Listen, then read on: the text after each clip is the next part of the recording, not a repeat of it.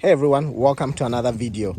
Today we're going to be looking at my father-in-law's new Tesla Model 3. He just picked this up yesterday. It's almost the same as my Model 3, but I went ahead and did a pre-purchase inspection for him, and this video is going to tell you a little bit about the things you should look out for when you're picking up your new Tesla. Now, the first advice I would give you is that make sure you take a lot of pictures of anything you see wrong, and don't waste your time in booking those service appointments for any defects you see. It's okay to take delivery, but do make sure that you do book those service appointments immediately. And if you find something that's a completely terrible, like build quality item that you feel like it's a deal breaker for you, feel free to just say, I don't want to take delivery. But of course, that'll put you back in line. With that said and put out of the way, let's start the video with taking a look at the vehicle. We're going to start with the very back. Now, with mine, the first thing I noticed was the charge port wasn't flash. With his, here has a build date of October 21st, and this charge port is very flat and flash. Now, sometimes they will tell you, oh, it's the new seal. Don't buy that. Just put a service appointment in and they'll come correct that. Now, I didn't do that for mine because I'm like, I don't look at the back anyways that much. One thing to also look out for is the alignment and how flash these lights are together. Sometimes you find that one point of the light, one of them is a little higher than the other. Just make sure that it's up to the point where you don't feel like it's too much, that you feel like you can't live with it if it's pointing out too much. One thing to also look for is look for buildup of condensation within the lights. If you see any buildup of condensation in here, you definitely should book a service appointment for that, because with this, it shouldn't have any condensation right away, but if over time you start seeing that, you should get that replaced. Now, the next thing you notice is that coming up again, there will be a little bit of a gap here because of the new automatic lift trunk that they have. But sometimes if you look inside, you see that there is a piece of plastic that has been cut out here. Now, when you look down here, you shouldn't be able to see the lifting hydraulics here. If you see that, make an appointment for that, because that could be a deal breaker for most people. Sometimes the gaps here are very large. His gaps seem to be pretty reasonable, and it's okay. If you know it's really bad when you can actually see inside there, you can see the mechanism in the hydraulics. We're gonna continue around to the back. Now, for mine, one thing I did notice with mine was that one thing you want to look for is when you go right under the trunk, under here, this little plastic piece here is very prone to kind of come off and just be hanging down. You can see from here, this part is already hanging and this part is kind of flash. So I believe the clips or whatever they used are not strong enough and they keep wearing out sooner than later. So keep an eye out on that, because once it starts hanging, it'll start dragging on the ground. That's one thing I noticed with mine. We'll move over to the next side. One thing a lot of people have noticed, which I definitely noticed, was here, the door handles. Now, this is a build date of October 21st, and they seem to have fixed it. His door handles are very flush to the body. Mine was not, and I definitely booked a service appointment, and our service advisor, when she came, she actually showed me what it is. What it is that the mold they built for the plastic door handles on the inside is too thick, so they just take a file and just file the plastic down. When they file the plastic down, it actually flashes well. So it's not a big deal. They can also do that in your driveway. The next thing to also keep an eye on for is that I noticed with mine was the cameras. You want to make sure that all the cameras are properly sealed in. Mine was actually falling off because the clips were loose, but this is very solid. Just give that a nice little tug. Take a look at that, see if that is really sealed. Now, while we're on this side of the car, you always want to keep an eye out for any scratches you notice, paint defects. Now, this is a Tesla, so you will notice that the paint in some sections is not as thick as it is. Or, for example, here, you can see inside there, it's kind of like they didn't finish filling all that paint in there versus here. That's fine to me. Yeah, that's something that I can live with. While we are on the subject of paint, try to see if you can find any scratches around the vehicle. It's helpful if you have someone with you, and it's very nice to have another set of eyes. Check out your rims also while you're down here. If you see any scratches or anything on there, do mention it, take a picture, they'll fix that for you. Now, as we're coming around, headlights. Now these are the new LED headlights, which have a fantastic beam in my sense, what I like about them. But one thing that was very notorious with the previous Teslas is that the headlights were not flush with the body of the vehicle. Now you can see how it seems like it's sticking out a little bit.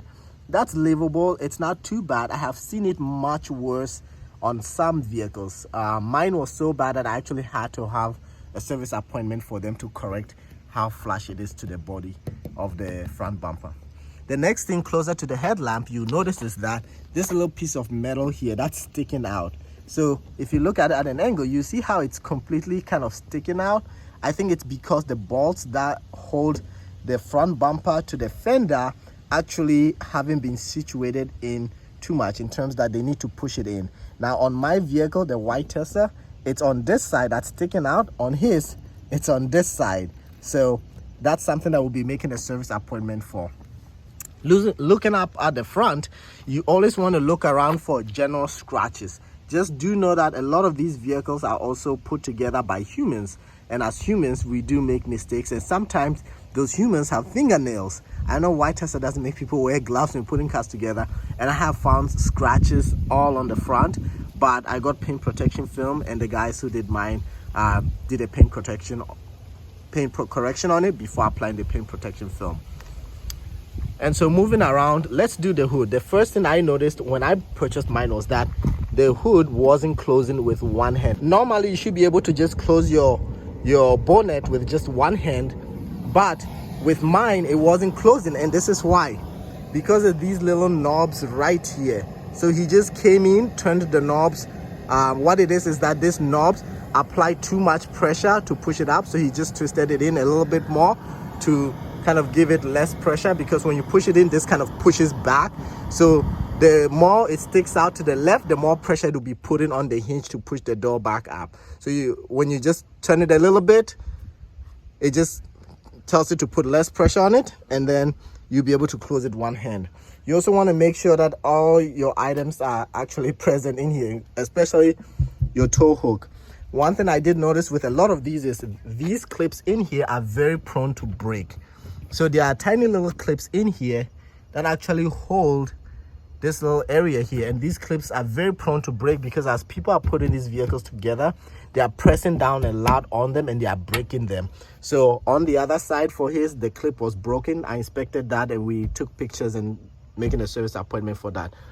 On mine, when I found pieces missing, like this area here, there were some items missing inside here, so they replaced that also. So now let's try and close this up. You always want to check for fit and finish, make sure everything feels nice and secure. Like you can see how flimsy this is. This shouldn't be this flimsy, and it's flimsy because that clip right there is broken, and you can see on this tab here that's broken. It's very common in a lot of these. I've seen it happen to me, it's happened to this one. So yeah, so let's close this up.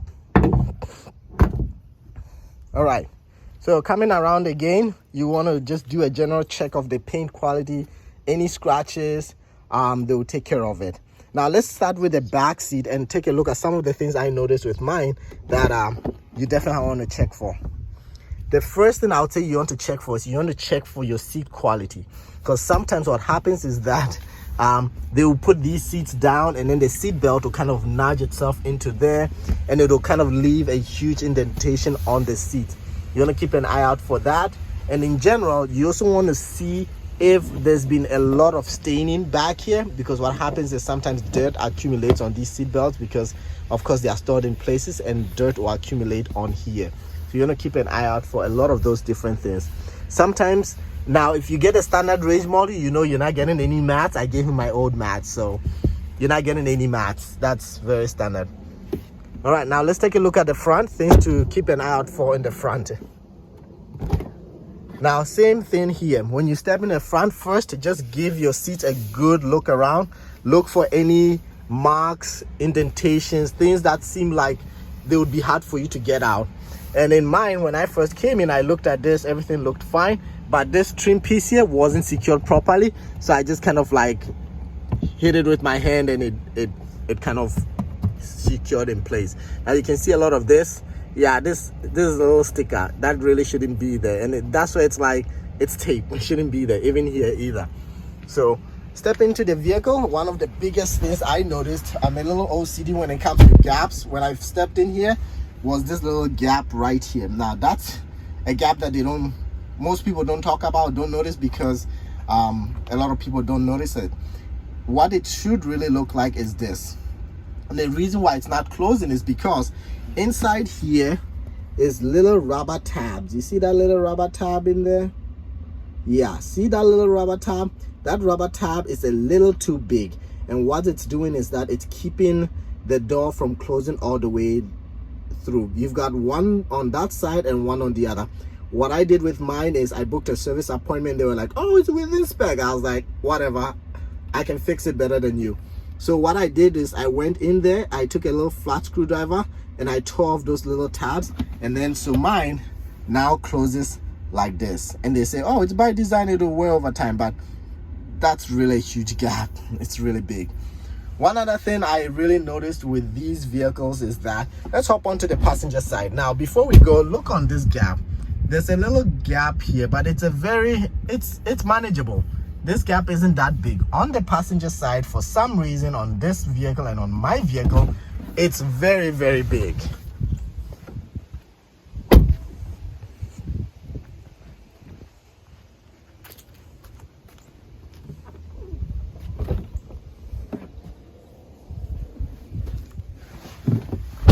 Exactly. When you hop in here on the passenger side here, the gap is much bigger. Now I'm not gonna pull out a ruler and like be really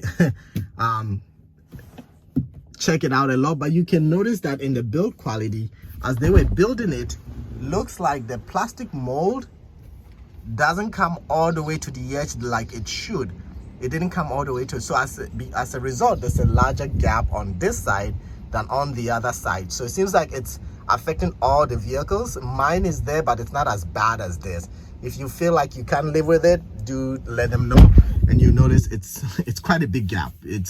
Yeah, but you can stick your whole finger in there, and he drives alone, so he probably won't notice. So apart from that, you also want to just look at your screen, make sure you don't have any scratches, no scratches on here, and always check to make sure that you have all your accessories and everything are in your trunk, including your charging, and that always check that you have your thumb drive included in there. Now this little thing, I think, is a little defect. You pull it down, it goes up by itself.